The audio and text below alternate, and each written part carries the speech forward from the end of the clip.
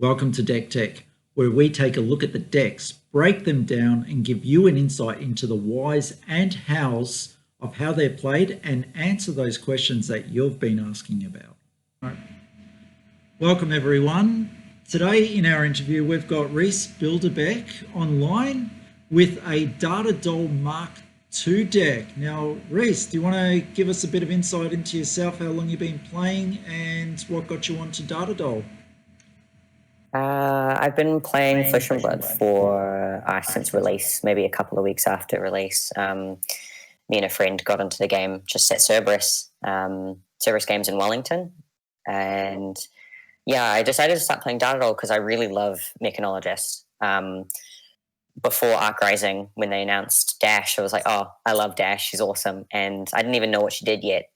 And then Data Doll came out and I saw her card ability and I just thought that was awesome. Being able to boost your items and then get them on the field for free, basically. Well, the whole reason for contacting you was because I saw your post in regards to Data Doll, and you tried to give a little bit of a description in regards to how it was played, and I was like, what a fantastic opportunity for an interview, yeah? And, you know, you don't really see these type of leaders come up too much in the discussion, so I just thought it was a great opportunity. So thank you for taking the time to do this with us today. Thank you. Yeah. All right. Well, the first card I've got on there is Data Doll MKII, and I believe you've got the cards in front of you as well. So did you want to just give us a quick overview of Data Doll? Yeah, Data Doll, specifically her hero effect is probably the best thing ever. I love it, and it's the reason why she's so fun, is just being able to boost your items and then put them on the field for free, not even needing to pitch for them, is just amazing. It's the cool thing about the card is it's worded specifically that if you banish your item cards, so that also means if someone banishes them for you, that also triggers the effect. So it's as soon as a Mechanologist item is banished, that's when it triggers. So it doesn't need to necessarily be for your boosting and other effects that you have. It can be just if it's banished, it's on the field, and that's awesome. Oh wow, it's quite interesting. All right, we'll get on to the next card, which I've got is a Plasma Pistol. Yep. I think pistol is the way to go with Data Doll, just because at the moment we have the rifle, the barrel shot, and that it's too expensive to try run at the moment for Data Doll. She doesn't have enough. Her hand size is really tiny with 3 cards instead of the 4 card hand size, so you just can't really pitch to play it. Yeah, I forgot all about that she had a 3 hand. So how do you find that? Is it like it's not too much of a disadvantage? I think at the moment, it is like the main problem, and the reason why most people are apprehensive about playing her is that she does have like the tiny 3 card hand size instead. And we're just really excited to try get some form of getting her to draw more cards or increase her intellect, like Bravo can do quite easy. So we're looking out for that kind of like new cards in the future or something. Yeah, nice. Yeah, no, that'll be good. I think they'll take Blitz to the next level. It definitely is a format that has got some legs, so I think there's going to be some great support for it. Techlo Foundry Heart. Foundry Heart, that's the basis of the deck, I'd say, almost. It's sort of like once you boost once, you can basically banish 2 more items if you can, back into your banish and play them immediately. So you kind of want to just play a boost card and then immediately activate that, get another resource, and also boosting more items onto the field. Or not boosting, banishing them specifically, and then they can just go onto the field for free. And that's the way that the deck tries to work, basically. I can just see a Data Doll on Data Doll would be crazy. And it would be so fun. Accelerator. Oh yeah, that's the boots, isn't it? Those are just essential. If you're going to verse Viscerai or Kano, you need that Arcane Barrier 1 on them. That's like a really important part. Also, if a lot of time you'll be boosting anyway, so the effect of giving you an action point can be helpful to play a new item, like another one. So you can like play a boost card, boost, and then crack them to give you an action point. And then you can play another boost card if you want, boost again, and then play your like item if you can from Arsenal or something. It just depends on the situation, but it's just helpful to give you something more to do on a turn. Yeah, okay. Because I see that we're coming across it later. You've got, oh no, you don't have the Knoll Rune boots in there. I was wondering why you would double up on that, but no, you don't. Okay. Plasma Purifier. Now, you did put in your post that you can play 2 of them, but you play 1?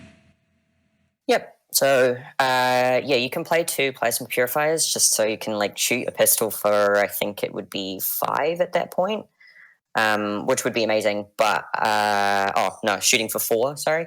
The reason why I don't run more than 1 is because you don't want to be drawing 2 by mistake, or it's just another red card that you don't need to run when you should have more blue pitch to pitch for pistol when you need to.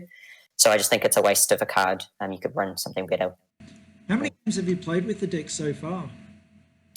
The current version of the deck is a little bit different. I've only played 1 game with what it is, but the only difference is that I've taken out high-speed impact yellow and replaced it for a throttle yellow and a absorption dome, I think is what I also changed for. Yeah, that's right.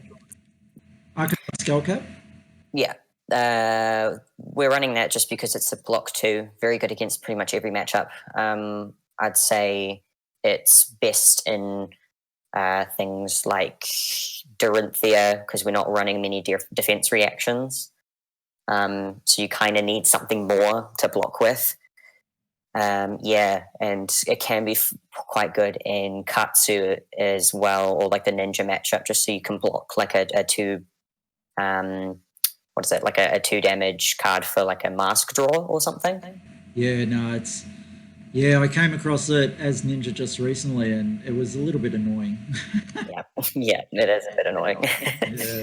Yeah. Null Rune Hood.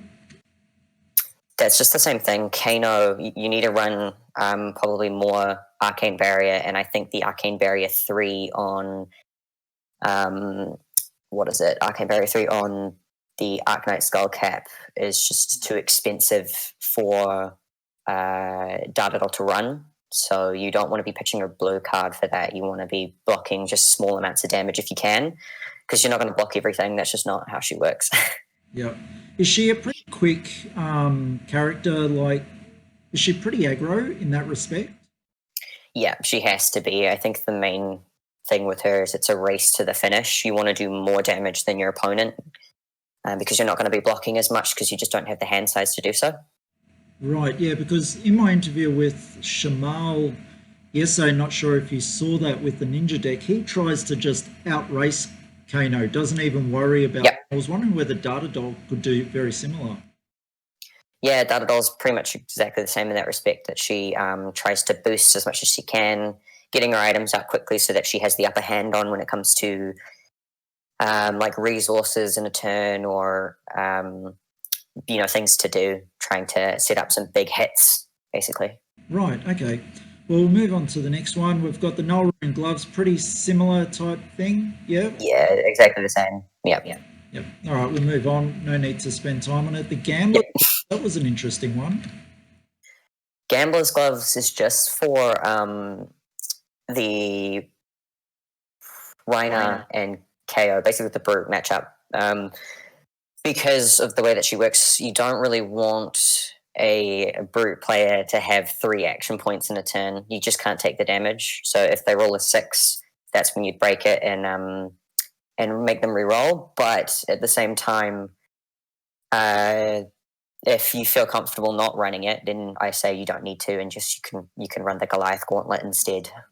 Yeah, and I think that's what we're coming up to next. It always troubled me that taking cards in order to like almost silver bullet some other response rather than play your own game. But yeah, it's needed, I think. The Goliath Gauntlet was next. Yeah, that's just so you can like. I think it's valuable to be able to hit for 8 in a turn with a card like Throttle. So Throttle in red hits for 6, and if you just break Goliath Gauntlet, you can hit for 8, which I think is probably much more valuable than, maybe re-rolling or running Null Rune or something else as well. It's just a lot of fun.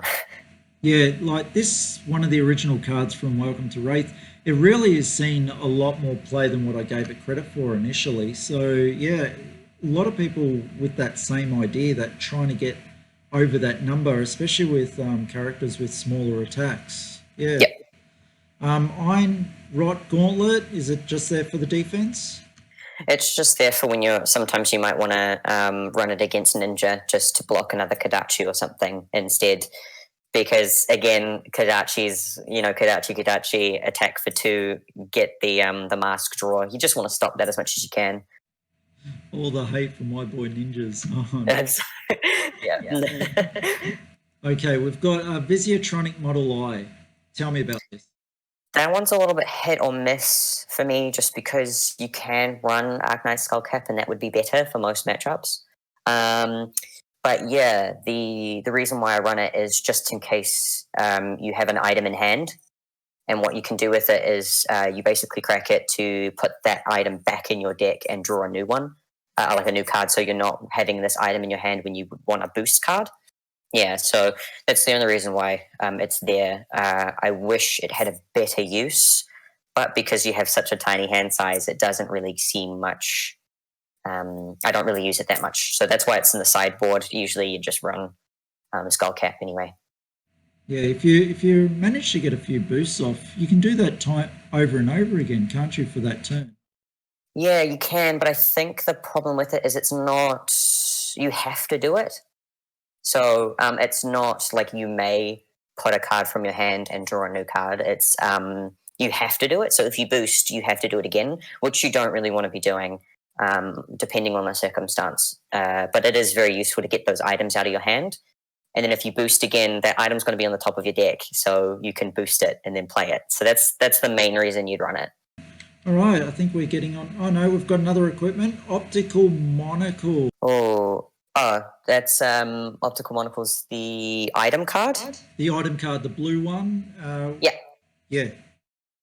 Yeah, so Optical Monocle is really important for the deck. It allows you to opt top cards, and then when you find an item, you'll stop opting, and then you'll boost and put it onto the field for free.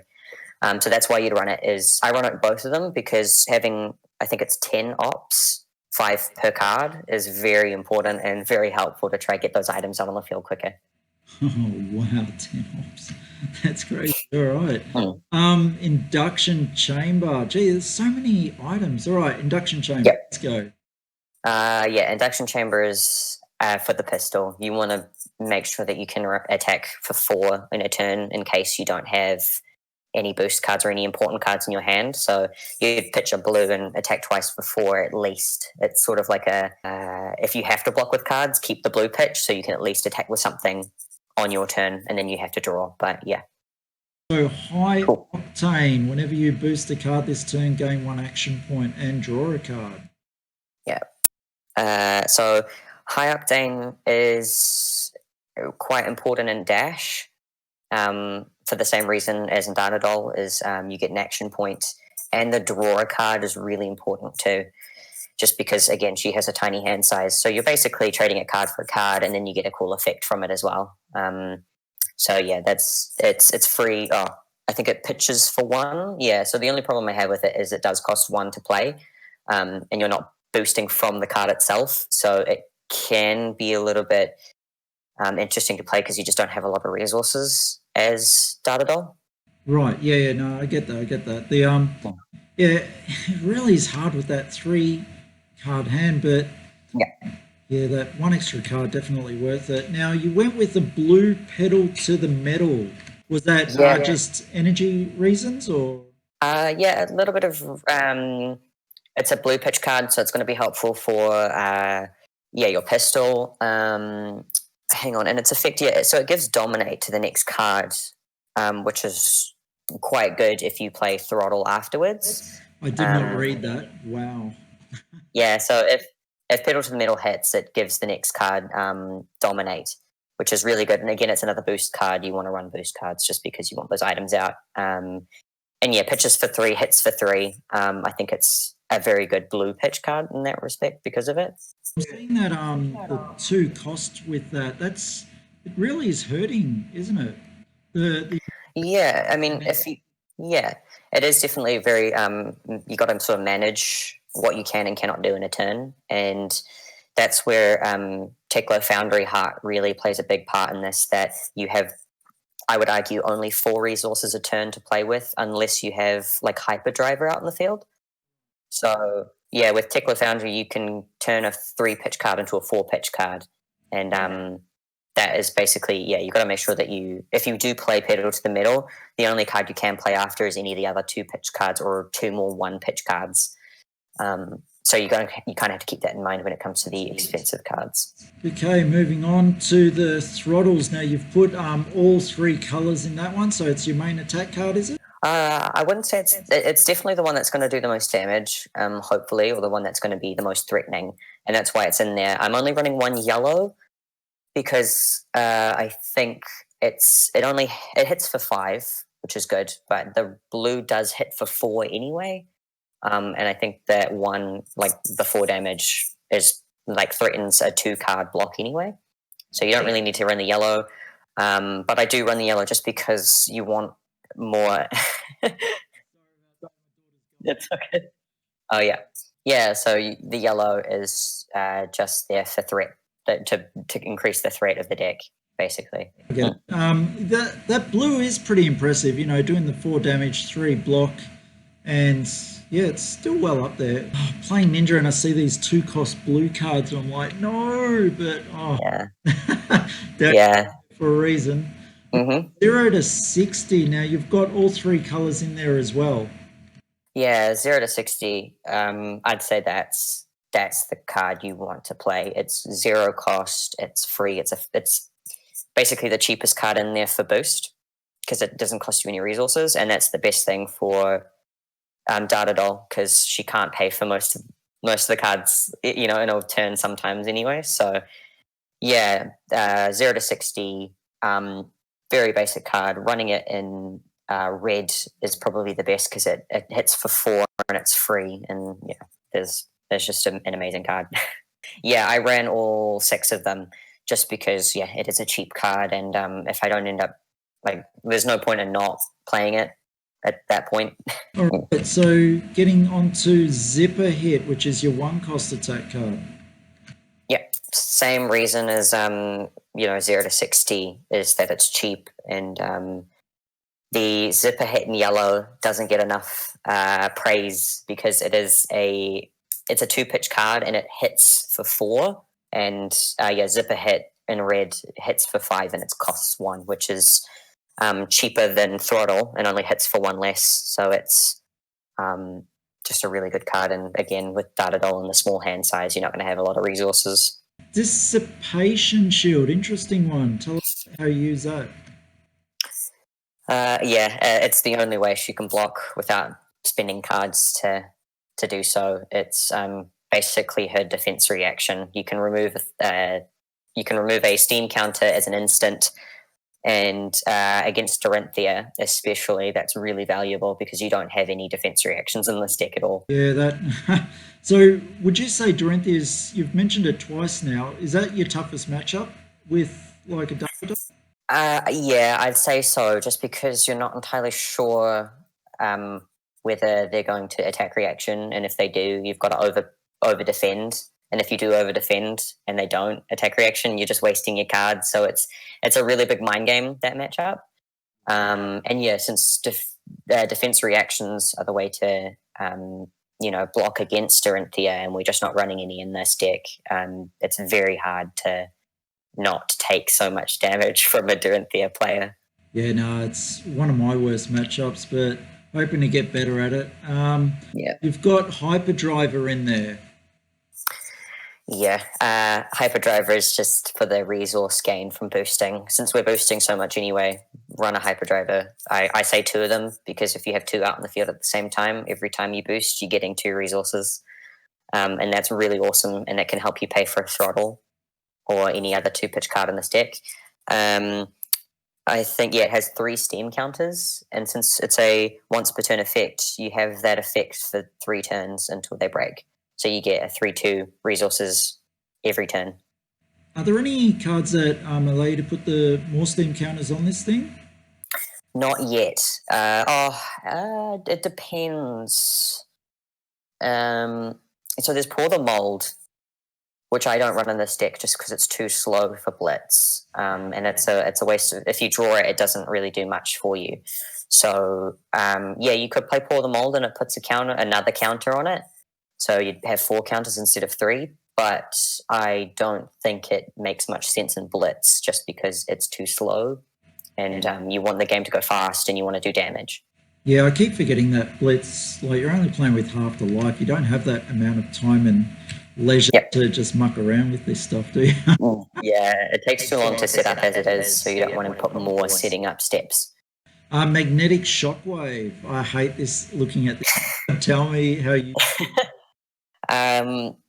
Magnetic Shockwave is very good paired with High Octane, just because the problem with it is it doesn't have boost. So the only thing that I have a gripe with is the card itself doesn't have boost, so you can't give it go again unless you have an action point. But yeah, I think the ability to make people block with their equipment is really awesome. You play this last after you've boosted maybe twice. If you play it from Arsenal, you're making them block with 2 pieces of equipment if they can, and that's awesome because it hits for 4, which means they have to block anyway. Yeah, especially if they've snapped equipment and all they've got left is like a Fiendals or something. Yeah, you're forcing them to block with Fiendal or something, yeah. Okay, next one I've got up there is High Speed Impact, and you've gone the red and the blue, leaving the yellow out in this case. So this was actually a tip from James White to take out the yellow High Speed Impact. I had a chat with him after Nationals, and that's why I took it out. And the reason why is because it only hits for 3, so you're not intimidating that much with the blocking it, because someone can block with 1 card and it's not that hard. But things like the blue hits for 2, so do they want to block with a card for only 2 damage, or do they want to take it? It's about whether you're threatening enough damage or not, and I just don't think the yellow does. And yeah, the reason why I play the blue is because it pitches for 3. And so that's really good, and it's a 1 cost card too. It's got, it costs 1 resource to play, so that's another cheap card that you can use to boost as well. Yeah, it really is hard to do a 1-for-1 with the card. I can understand about the yellow, like you're paying 1 to play the 1, so effectively you're losing 2 cards for them to only be blocking with 1. At least with blue, you've got that extra little pitch value for the resource, so I can totally understand that tactic. Yep. All right, Combustible Courier, same thing, red and blue. Yeah, same concepts. Combustible Courier in yellow only hits for 3. I'm only running 1 red just because, I think I switched the 1 combustible red for like Absorption Dome, and I'm taking out some cards and editing things because I think the red sort of forces a block and it hits for 4, so it sort of incentivizes your opponent to block it. And then I'm running it in blue for the same reason that I'm running High Speed Impact, just because it pitches for 3 and it still gets its effect of giving the next card you boost +3 damage. And I think that's awesome because if you play that before a Throttle, you can be hitting Throttle with 9 damage, which I think is a really good threat to your opponent, I guess. So that's pretty much all the cards that are in the deck, and I don't believe I've missed any out. So my question to you is, we haven't got much time in the Blitz formats, and obviously we've got less cards in the deck, so you can find more cards that you want depending on your numbers on each one. What is the hand you want to see from the beginning of the game? That's a really good question. You want to do like the heaviest hit you can first turn.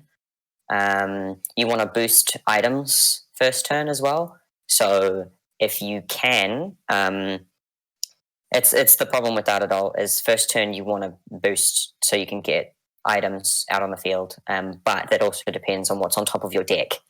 So yeah, I think first turn you'd want a lot of low pitch boost cards, just so you can try, get boosts off. So things like 0 to 60, zip a hit, preferably in red, so you can do some damage first turn. And then, if you can get Optical Monocle on the field as quick as you can, so that you can start being a bit more controlling with your deck and what you're boosting and what you're banishing. So you can opt cards and try find items. That way, I've done this first turn before, where you can. I used Optical Monocle to find Induction Chamber first turn, which was awesome. I boosted Optical Monocle and then I used it immediately, and then found an Induction Chamber like a couple of cards down after opting like 3-4 times. And then I was like, okay, then play my next boost card and boosted Induction Chamber into the field. And that's what you want to do, basically. Yeah, no, that's good, because a few people I think will start looking at Data Doll, especially in the Blitz format, and it's always good to understand how a person put the deck together, because just picking up a deck and playing it, you just never really get it. But, once you've made the deck, especially you yourself, you've made the deck, you know what you're looking for. And we don't have a mulligan system in this, so you've just got to go hard with what you've got, yeah?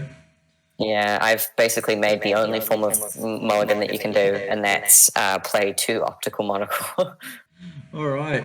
Well, thank you, Rhys, for taking the time today to do this. Are you taking part if there were any tournaments in Auckland in January?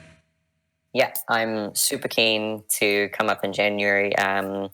It's, my break for the year as well. My birthday's around there, so it'll be a birthday present to me to come up to Auckland and just play some more Blitz. I'm so keen to get Data Doll, as good as she can be.